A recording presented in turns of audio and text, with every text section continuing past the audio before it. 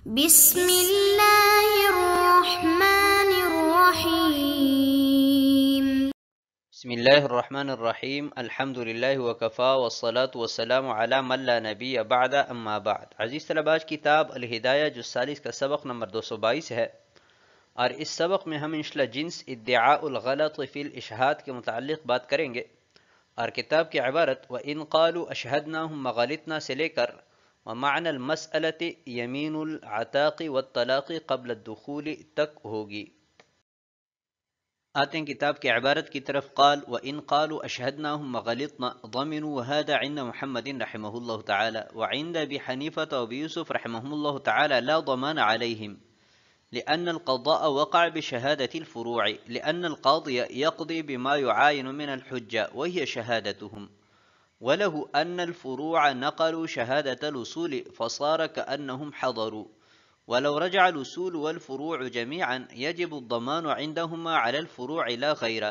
لأن القضاء وقع بشهادتهم۔ اور اگر اصول نے کہا کہ ہم نے فروع کو گواہ بنایا اور ہم نے غلطی کی ہے تو وہ ضامن ہوں گے، یہ امام محمد رحمہ اللہ تعالیٰ کی نزدیک ہے، اور شیخین کی نزدیک اصول پر ضمان نہیں ہے، اس لیے کہ فیصلہ فروع کی گواہی پر ہوا ہے، کیونکہ قاضی صاحب اسی حجت پر فیصلہ کرتے ہیں کہ جو اس کے سامنے ہو، اور وہ ان کی شہادت ہے۔ اور امام محمد رحمہ اللہ تعالیٰ کی دلیل یہ ہے کہ فروع نے اصول کی گواہی نقل کی ہے تو ایسا ہوا گویا کہ وہ خود حاضر ہوئے، اور اگر اصول اور فروع تمام گواہوں نے رجوع کیا تو شیخین کی نزدیک فروع پر ضمان واجب ہوگا، ان کے علاوہ پر نہیں، اس لیے کہ فیصلہ ان کی گواہی پر واقع ہوا ہے۔ قال وَإِن قَالُوا أَشْهَدْنَاهُمْ، اس عبارت میں مسئلہ بیان کر رہے ہیں کہ اگر شہود اصل نے یہ کہا کہ ہم نے شہود فرع کو گواہ بنایا اور ہم سے غلطی ہوئی ہے یا ہم نے رجوع کیا ہے، تو اس صورت میں امام محمد رحمہ اللہ تعالیٰ کے ہاں شہود اصل ضامن ہوں گے، اور شیخین فرماتے ہیں کہ شہود اصل پر کوئی ضمان نہیں ہے۔ دلیل شیخین کی یہ ہے کہ فیصلہ جو ہوا ہے وہ فروع کی گواہی پر ہوا ہے، کیونکہ قاضی صاحب کے سامنے انہی کی گواہی ہے، اور فیصلہ بھی قاضی صاحب اسی گواہی پر کرتا ہے کہ جو قاضی صاحب کے سامنے اور وہ فروع کی گواہی ہے۔ تو جب فیصلہ فروع کی گواہی پر ہوا ہے تو اصول کا اپنی گواہی سے رجوع کرنا، اس کی وجہ سے کوئی نقصان نہیں ہوا، تو جب نقصان نہیں ہوا ہے ضمان کس طرح آئے گا؟ وَلَهُ، امام محمد رحمہ اللہ تعالیٰ کی دلیل یہ ہے کہ فروع اصول کے قائم مقام ہے، اس لیے کہ انہوں نے اصول کی گواہی مجلس قضا میں نقل کی ہے، تو ایسا ہوا گویا کہ اصول نے خود حاضر ہو کر گواہی دی ہے۔ اگر وہ خود حاضر ہوتے اور گواہی دیتے، گواہی کے بعد رجوع کرتے تو ان پر ضمان آتا، تو ایسے ہی جب ان کے قائم مقام لوگوں نے ان کی گواہی نقل کی اور پھر اصول نے رجوع کیا تو اس صورت میں بھی اصول پر ضمان آئے گا۔ وَلَوْ رَجَعَ الْأُصُولُ وَالْفُرُوعُ جَمِيعًا، اور اگر اصول اور فروع دونوں نے رجوع کیا تو اس صورت میں شیخین کے ہاں فروع پر ضمان آئے گا، اصول پر نہیں آئے گا، اس لیے کہ فیصلہ فروع کی گواہی پر ہوا ہے، لہٰذا نقصان بھی انہی کی گواہی کی وجہ سے شمار ہوگا، تو جس نے نقصان کیا ہے ضمان اسی پر آئے گا۔ آتے ہیں اگلی عبارت کی طرف۔ فعند محمد رحمہ اللہ تعالی المشہود علیہ بالخیار ان شاء ضمن الاصول وان شاء ضمن الفروع، لأن القضاء وقع بشهادة الفروع من الوجه الذي ذكر وبشهادة الأصول من الوجه الذي ذكر، فيتخير بينهما والجهتان متغايرتان فلا يجمع بينهما في التضمين۔ اور امام محمد رحمہ اللہ تعالیٰ کے ہاں مشہود علیہ کو خیار ہے، چاہے اصول کو ضامن بنائیں اور چاہے فروع کو، اس لیے کہ فیصلہ فروع کی گواہی پر اس راستہ سے ہوا ہے کہ جو شیخین نے ذکر کیا، اور اصول کی گواہی پر اس راستہ سے ہوا ہے کہ جو امام محمد رحمہ اللہ تعالیٰ نے ذکر فرمایا، لہٰذا دونوں میں اس کو خیار ہوگا، اور دونوں جہات میں تغایر ہے، لہٰذا تضمین میں دونوں کو جمع نہیں کیا جائے گا۔ وعند محمد رحمہ اللہ تعالی سابق میں مسئلہ بیان کیا گیا کہ اگر شہود اور اصول دونوں پارٹیاں گواہی سے رجوع کرے تو اس صورت میں شیخین کا مذہب پہلے بیان کیا گیا. امام محمد رحمہ اللہ تعالی فرماتے ہیں کہ مشہود علیہ مدعا علیہ کو خیار ہے، چاہے اصول سے زمان طلب کریں اور چاہے فروع سے طلب کریں. اور صاحب ہدایہ نے امام محمد رحمہ اللہ تعالی کی طرف سے دلیل یہ بیان فرمائی ہے کہ یہاں پر فیصلہ فروع کی گواہی پر ہوا ہے، جیسا کہ شیخین نے ذکر کیا کہ قاضی صاحب اسی حجت پر فیصلہ کرتے ہیں کہ جو اس کے سامنے اور فروع کی گواہی ہے، لہٰذا گواہی سے رجوع کی صورت میں بھی نقصان فروع ہی کو بھرنا ہوگا. اور اصول کی گواہی پر فیصلہ ہوا ہے، جیسا کہ امام محمد رحمہ اللہ تعالی نے ذکر کیا کہ فروع تو صرف نقل کرنے والے ہیں، اصل گواہ تو شہود اصل ہے. تو یہ ایسا ہے گویا کہ وہ خود مجلس قضا میں حاضر ہو کر گواہی دیتے ہیں. تو اس اعتبار سے اصول کی گواہی پر فیصلہ ہوا ہے، لہٰذا رجوع کی صورت میں نقصان بھی اصول ہی کی طرف منسوب ہوگا اور زمان انہی کو دینا پڑے گا. والجہتان متغیرتان، اور اگر یہ کہا جائے کہ اصول اور فروع دونوں سے زمان لیا جائے تو یہ ممکن نہیں ہے، کیونکہ دونوں جہات مختلف ہے، لہٰذا زمان ایک ہی پارٹی پر آئے گا، چاہے وہ اصول سے لیا جائے اور چاہے فروع سے لیا جائے. آتے ہیں کتاب کی عبارت کی طرف. قال وَإِنْ قَالَ شُهُودُ الْفَرْعِ كَذَبَ شُهُودُ الْأَصْلِ أَوْ غَلِطُوا فِي شَهَادَتِهِمْ لَمْ يُلْتَفَتْ إِلَى ذَلِكَ لأن ما أمضي من القضاء لا ينقض بقولهم ولا يجب الضمان عليهم لأنهم ما رجعوا عن شهادتهم إنما شهدوا على غيرهم بالرجوع. قال وإن رجع المزكون عن التزكية ضمنوا، وهذا عند أبي حنيفة رحمه الله تعالى، وقال لا يضمنون لأنهم أثنوا على الشهود خيرا فصاروا كشهود الإحصان، وله أن التزكية إعمال للشهادة إذ القاضي لا يعمل بها إلا بالتزكية فصارت في معنى علة العلة بخلاف شهود الإحصان لأنه شرط محض. اور اگر شہود فرع نے کہا کہ شہود اصل نے جھوٹ بولا ہے یا اپنی گواہی میں غلطی کی ہے تو اس کی طرف التفات نہیں کیا جائے گا، کیونکہ جو فیصلہ کیا گیا ہے وہ ان کے قول سے نہیں توڑا جائے گا اور ان پر زمان واجب نہیں ہوگا، اس لیے کہ انہوں نے اپنی گواہی سے رجوع نہیں کیا ہے، محض اپنے غیر کے رجوع پر گواہی دی ہے. اور اگر تزکیہ کرنے والوں نے تزکیہ سے رجوع کیا تو وہ ضامن ہوں گے، اور یہ امام اعظم ابو حنیفہ رحمہ اللہ تعالی کے ہاں ہیں. اور صاحبین نے فرمایا کہ ضامن نہیں ہوں گے، اس لیے کہ انہوں نے گواہوں کی تعریف کی ہے، پس یہ شہود احسان کی طرح ہوئے. اور امام صاحب کی دلیل یہ ہے کہ تزکیہ گواہی کو عمل دینا ہے، کیونکہ قاضی صاحب گواہی پر بغیر تزکیہ کے عمل نہیں کر سکتے، پس یہ علت العلہ کے معنی میں ہوا، برخلاف شہود احسان کے کہ وہ شرط محض ہے. وَإِنْ قَالَ شُهُودُ الْفَرْعِ، اس عبارت میں مسئلہ بیان کر رہے ہیں کہ اگر شہود فرع نے شہود اصل کے بارے میں کہا کہ وہ جھوٹے ہیں یا اپنی گواہی میں غلطی کی ہے تو شہود فرع کے اس قول کی طرف کوئی التفات نہیں ہوگا، اس لیے کہ قاضی صاحب نے جو فیصلہ کیا ہے وہ فیصلہ شہود فرع کی اس قول کی وجہ سے نہیں توڑا جا سکتا، کیونکہ ان کی اس خبر میں سچ اور جھوٹ دونوں کا احتمال ہے، جیسا کہ پہلے بیان کیا گیا، اور خبر محتمل سے قاضی صاحب کا فیصلہ نہیں توڑا جا سکتا. وَلَا يَجِبُ الضَّمَانُ عَلَيْهِمْ، اور دوسری بات یہ کہ اس قول کی وجہ سے شہود فرع پر کوئی زمان بھی نہیں آئے گا، اس لیے کہ زمان تو اس صورت میں آتا ہے کہ جب گواہ اپنی گواہی سے رجوع کریں، اور شہود فرع نے اپنی گواہی سے رجوع نہیں کیا ہے بلکہ شہود اصل کے رجوع پر گواہی دی ہے جو کہ غیر معتبر ہے، اور اس کی طرف کوئی التفات نہیں کیا جائے گا. قال وَإِنْ رَجَعَ الْمُزَكُّونَ عَنِ التَّزْكِيَةِ، اس عبارت میں یہ مسئلہ بیان کر رہے ہیں کہ اگر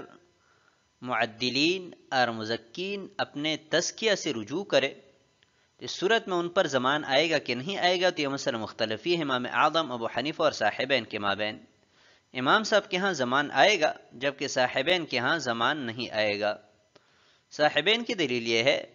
کہ قاضی صاحب نے جو فیصلہ کیا ہے وہ تو گواہوں کی گواہی پر ہوا ہے، اور مزکین نے تو صرف گواہوں کی تعریف کی ہے،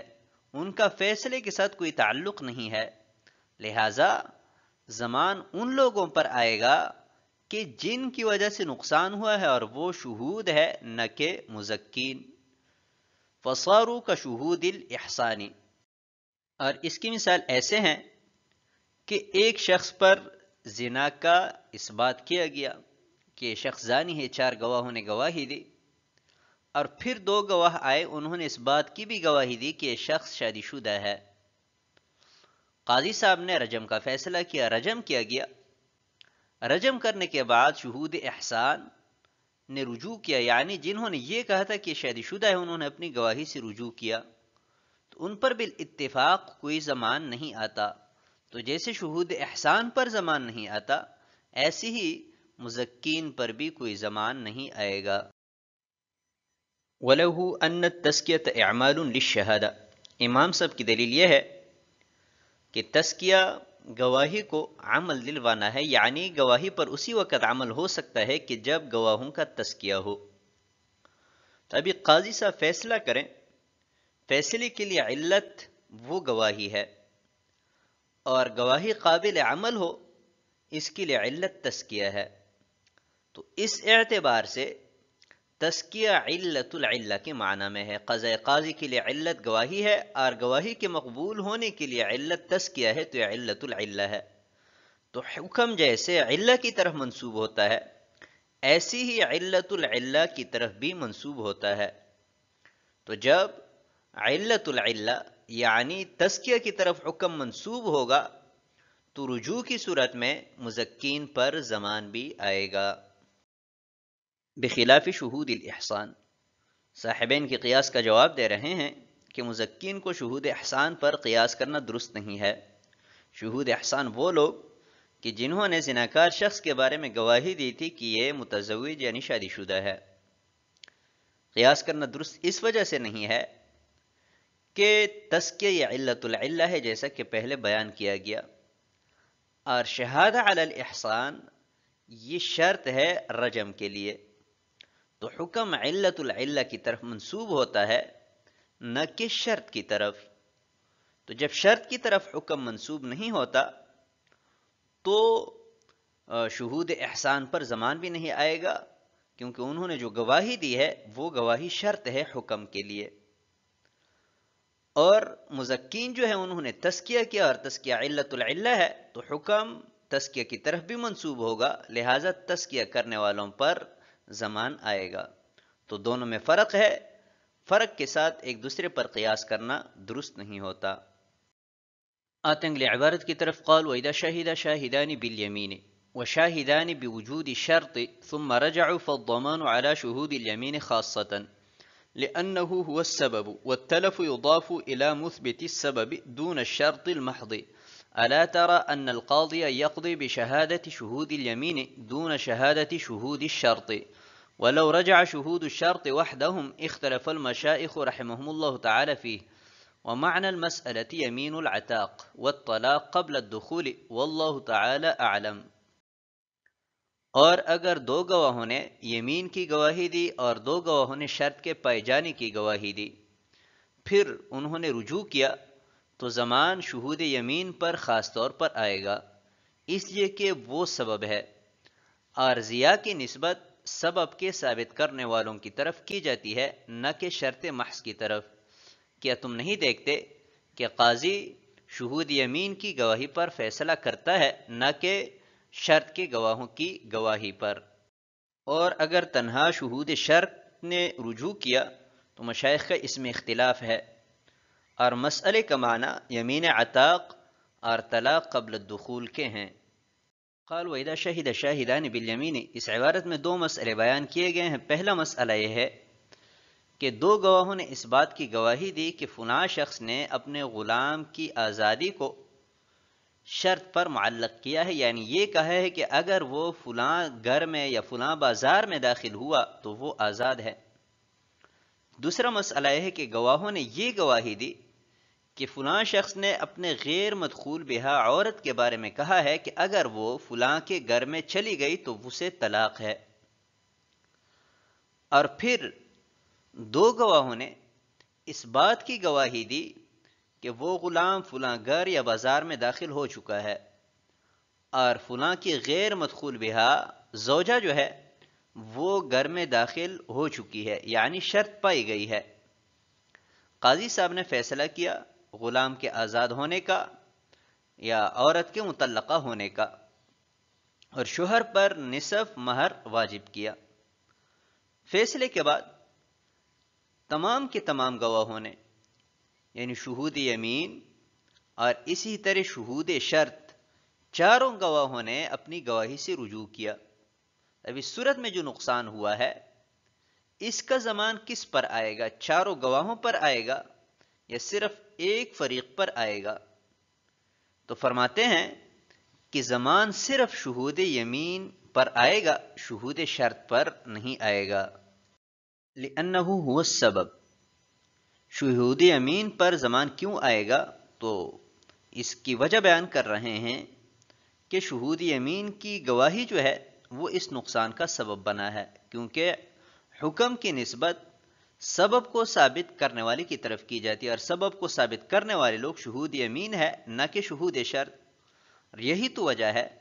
کہ قاضی صاحب جو فیصلہ کرتے ہیں وہ شہود یمین کی گواہی پر کرتے ہیں نہ کہ شہود شرط کی گواہی پر۔ تو جب فیصلہ شہود یمین کی گواہی پر ہوا ہے تو اس فیصلے کے نتیجے میں جو نقصان ہوا ہے وہ نقصان بھی شہود یمین کو بھرنا ہوگا۔ اور جہاں تک شہود شرط کی بات ہے تو ان کی گواہی پر فیصلہ نہیں ہوا، بلکہ ان کی گواہی کی حیثیت تو ایک شرط کی ہے، اور شرط کی طرف حکم کی نسبت بھی نہیں کی جاتی جیسا کہ پہلے بیان کیا گیا، تو شہود شرط پر ضمان بھی نہیں آئے گا۔ وَلَوْ رَجَعَ شُهُودُ الشَّرْطِ، اور اگر صرف شہود شرط نے رجوع کیا تو بعض مشائخ کا کہنا یہ ہے کہ اس صورت میں ضمان شہود شرط پر آئے گا، اور بعض دیگر مشائخ یہ کہتے ہیں کہ اس صورت میں بھی ان پر ضمان نہیں آئے گا، اور صحیح بھی یہی ہے۔ آگے صاحب ہدایہ فرماتے ہیں کہ متن میں ذکر کردہ مسئلہ میں جو یمین مذکور ہے اس یمین سے یمین عتاق اور یمین طلاق قبل الدخول ہے۔ قبل الدخول کی جو شرط ہے اس لیے لگائی گئی کہ اگر بعد الدخول یہ معاملہ پیش آیا ہے تو اس صورت میں گواہوں پر ضمان نہیں آئے گا، کیونکہ شوہر پر جو مہر واجب ہوا ہے وہ گواہی کی وجہ سے نہیں بلکہ منافع بوزہ حاصل کرنے کی وجہ سے اس پر مہر آیا ہے۔ تو نقصان گواہوں کی وجہ سے نہیں ہوا ہے بلکہ اس نے جو منافع حاصل کیے ہیں اس کے عوض مہر ادا کیا ہے۔ عزیز طلبہ، ہدایہ جز 40 کا جو حصہ ہمارے ذمے لگایا گیا تھا وہ بفضل اللہ و کرمہ اختتام تک پہنچ چکا۔ تو ایک انسان ہونے کے ناطے کم فہمی اور کج فہمی کی وجہ سے لا محالہ غلطیاں ہوئی ہوں گی، کمزوریاں رہ گئی ہوں گی۔ کمال کا دعویٰ تو کوئی بھی نہیں کر سکتا، چیز ہے کہ وہ شخص کریں کہ جس کے پاس نہ علم ہے نہ کچھ اور ہے، تو غلطیاں ہوئی ہوں گی۔ اللہ تعالیٰ وہ معاف کریں۔ جو کچھ کہا گیا ہے اللہ تعالیٰ میرے لیے، سننے والوں کے لیے اور اسی طرح تمام عالم اسلام کے مسلمانوں کے لیے نافع بنائے اور قبولیت کا سبب بنائے۔ والسلام علیکم ورحمۃ اللہ وبرکاتہ۔